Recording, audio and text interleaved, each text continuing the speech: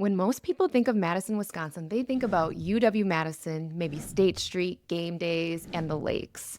What surprises a lot of people is that Madison actually has a very strong high-end real estate market. And it's not flashy or over the top, it's more understated, established, and honestly, very Midwest in the best way. So, today I want to walk you through the 5 areas in and around Madison where you're most likely to see luxury homes. Whether that means true lakefront property, established size lots, historic homes with character, or newer custom builds. And I'll also talk about which areas tend to hold their value the strongest over time. If we haven't met yet, I'm Dana. I'm a local realtor here in the Madison area, and I make videos about what it's really like to live here. The honest version, not the brochure version, in my opinion. And if you're thinking about relocating here, whether that's for Epic, UW, or just a family lifestyle shift, I help people navigate that move all the time. All right, so let's get into it.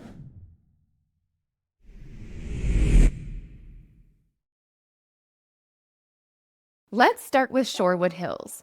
Shorewood Hills is technically its own village, but it sits right along Lake Mendota, just west of UW campus and near the hospital. This is one of the most established high-end areas in the entire Madison market. What makes Shorewood Hills special is the combination of location and privacy. You are just minutes from downtown, yet the neighborhood feels quiet and tucked away. The lots are mature, there are large trees everywhere, and the architecture has a lot of variety, which is just it feels so good to drive through there. In Shorewood Hills, you'll see classic Tudors, colonials, mid-century homes, and some beautifully updated lakefront properties. If you're actually on Lake Mendota in Shorewood, those could be some of the most expensive homes in Dane County. It's not unusual to see a lakefront property here selling well above the $1 to $2 million price range, depending on its frontage and the updates of the home. This area tends to hold value extremely well because there simply isn't more lake to be created. It's limited, it's established, and it's a very desirable neighborhood long term. Now, if we move slightly northeast along Lake Mendota, we get to another village called Maple Bluff. Maple Bluff feels different from Shorewood. It's quieter, more residential, and many of the lots are deeper and feel more estate-like. This is actually where the Wisconsin Governor's Mansion is located, and it's also home to the Maple Bluff Country Club. You'll see large colonials, Georgian-style homes, historic estates, and some fully renovated lakefront properties with sweeping lawn space down to the water. It's amazing. Lakefront homes here frequently cross the $1 million price range, sometimes reaching into the twos. And depending on the frontage and condition, they can go significantly higher. Maple Bluff isn't walkable to restaurants or nightlife. It's more about space, privacy, and big lake views. If someone tells me that they want that classic lake estate feel with room to breathe, Maple Bluff is usually part of the conversation. Now let's shift west again and talk about Middleton. Middleton overall is very desirable because of the school district and overall lifestyle. But when we're talking specifically about higher end homes, there are certain pockets that really stand out. Areas like Fox Bluff, parts of the Highlands, and some of the custom homes near Bishop's Bay. Luxury in Middleton tends to feel more family orientated.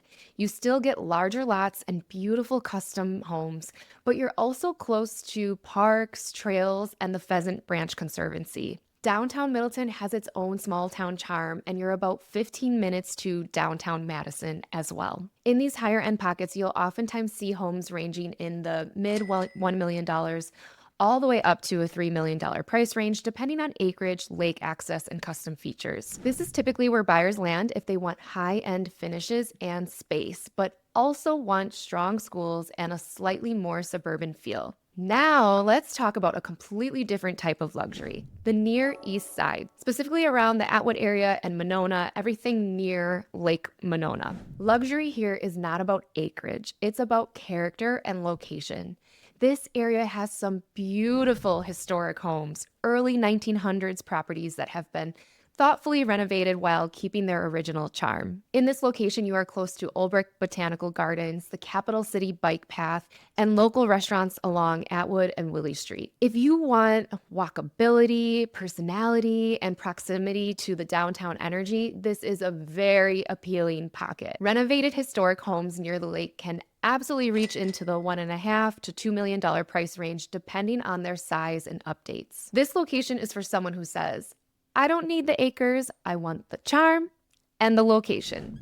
And finally, let's head toward Verona and the West Side. Verona has grown significantly over the past decade, especially with Epic Systems continuing to expand.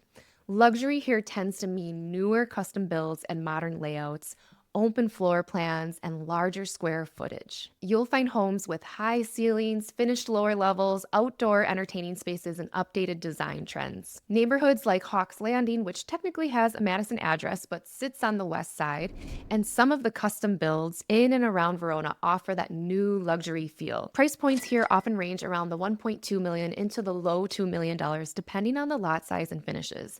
This is typically where buyers go if they want something newer, more modern, and close to places like Epic. Now, when it comes to long-term value, lakefront property in Shorewood Hills and Maple Bluff historically holds some of the strongest prestige simply because of the scarcity. There's only so much frontage on Lake Mendota. Middleton continues to perform very well because of the demand and schools, and also it's also along Lake Mendota. The Near East Side holds value because of its location and its character. And Verona continues appreciating because of the growth and development. I know I've stumbled upon an amazing home in like the rural areas of Verona where it has a lot of acres and outdoor pool, all the fun things. Luxury in Madison is different from places like Miami or Scottsdale. It's quieter, it's more understated, it's less about flash and more about the quality of life.